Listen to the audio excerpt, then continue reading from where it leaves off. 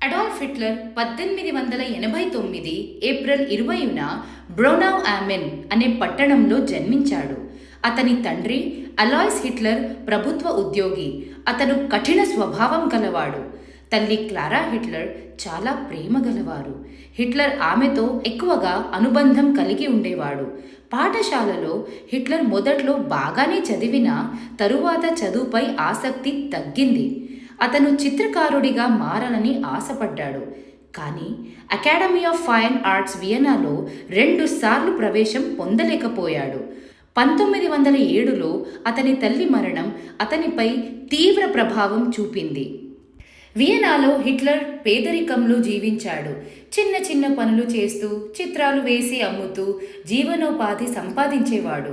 ఈ సమయంలో అతను జాతీయవాదం, యూద వ్యతిరేక భావాలు వంటి తీవ్రమైన ఆలోచనల ప్రభావానికి లోనయ్యాడు.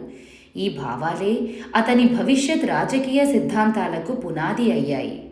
1913లో హిట్లర్ జర్మనీలోని మ్యూనిక్కు వెళ్ళాడు. మొదటి ప్రపంచ యుద్ధం ప్రారంభమైనప్పుడు అతను జర్మన్ సైన్యంలో చేరాడు. యుద్ధంలో అతను ధైర్యంగా పోరాడి ఐరన్ క్రాస్ వంటి పురస్కారాలు పొందాడు. కానీ జర్మనీ ఓటమి మరియు ట్రీటీ ఆఫ్ వసై అతనిలో తీవ్ర అసంతృప్తిని కలిగించాయి. యుద్ధం తరువాత హిట్లర్ నాజీ పార్టీలో చేరాడు. అతని ప్రసంగ నైపుణ్యం వల్ల అతను త్వరగా నాయకుడిగా ఎదిగాడు. 1923లో జరిగిన బియర్ హాల్ పూచ్లో విఫలమై జైలుకు వెళ్ళాడు. అక్కడ మెయ్ క్యాంప్ అనే పుస్తకం రాశాడు. 1933లో అతను జర్మనీ ఛాన్సలర్గా నియమితుడయ్యాడు. తరువాత ప్రజాస్వామ్య వ్యవస్థను రద్దు చేసి నియంతగా మారాడు. అధికారంలోకి వచ్చిన తరువాత హిట్లర్ అన్ని రాజకీయ ప్రతిపక్షాలను అణిచివేశాడు. ప్రచారాన్ని జోసెఫ్ గబెల్స్ ద్వారా విస్తృతంగా వినియోగించాడు. అతని ప్రభుత్వం రహదారులు వంటి మౌలిక సదుపాయాలు అభివృద్ధి చేసింది మరియు నిరుద్యోగం తగ్గించింది. కానీ ఇవన్నీ యుద్ధానికి సిద్ధం కావడానికి చేసిన చర్యలే. ఈ కాలంలో న్యూరంబర్గ్ లాస్ అమలు చేసి యూదుల హక్కులను పూర్తిగా తొలగించారు. 1939లో హిట్లర్ పోలాండ్పై దాడి చేయడంతో రెండో ప్రపంచ యుద్ధం ప్రారంభమైంది.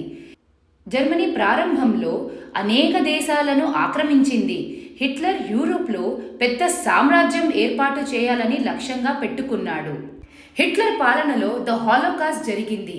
ఇందులో సుమారు 6 మిలియన్ల యూదులు హతమయ్యారు. ఇది మాత్రమే కాదు, మరెన్నో వర్గాల ప్రజలు కూడా హింసకు గురయ్యారు. ఇది చరిత్రలో అత్యంత భయంకరమైన సంఘటనలో ఒకటి. 1945 నాటికి జర్మనీ ఓటమికి దగ్గర పడింది. శత్రు సైన్యాలు బెర్లిన్ను చుట్టుముట్టాయి. హిట్లర్ భూగర్భ బంకర్లోకి వెళ్ళాడు. 1945 ఏప్రిల్ 30న అతను ఈవా బ్రౌన్తో కలిసి ఆత్మహత్య చేసుకున్నాడు. హిట్లర్ పాలన ప్రపంచానికి భారీ నష్టం కలిగించింది. కోట్లాది మంది మరణించారు. యూరోప్ అంతా నాశనమైంది. మానవ హక్కులపై తీవ్రమైన దెబ్బ పడింది. అతని పాలనలో జరిగిన కొంత అభివృద్ధి ఉన్నప్పటికీ అతను చేసిన విపరీతమైన నష్టాన్ని ఏ విధంగానూ తగ్గించలేవు. అడాల్ఫ్ హిట్లర్ జీవితం మనకు ఒక ముఖ్యమైన పాఠాన్ని నేర్పుతుంది. తీవ్రవాద ఆలోచనలు మరియు నియంతృత్వం ఎంత ప్రమాదకరమో చరిత్రను అర్థం చేసుకోవడం ద్వారా ఇలాంటి ఘటనలు మళ్ళీ జరగకుండా నివారించవచ్చు. ధన్యవాదము.